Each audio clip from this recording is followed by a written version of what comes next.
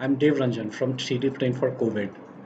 Because of the COVID crisis, there's a shortage of personal protective equipment like face shields. While the manufacturing industry is trying to cope up with this demand, there's another untapped source of supply, that is personal 3D printers. But there is an issue. The time required to 3D print parts is high. It takes around 2.5 hours to print a face shield. We approach the problem with revamping the current design for a face shield. The current popular design of a face shield takes nearly 2 hours to print and it costs around $2. Here is our optimized design. It takes around 28 minutes to 3D print and costs around 30 cents. That is 80% cost saving and 75% time saving. We have achieved one success, but this is not it.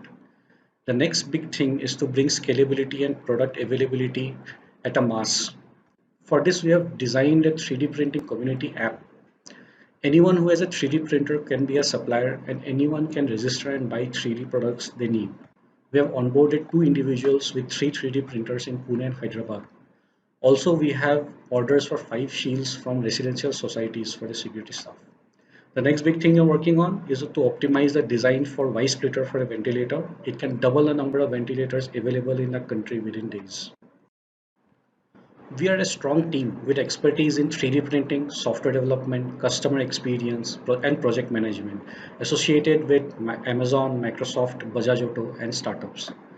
We are confident that we will onboard 20 3D print owners and get 5 critical parts optimized for faster printing in the next 3 weeks. We can launch the community platform and get end-to-end results in 3 weeks. Every little thing counts in a crisis. We are willing to do our part.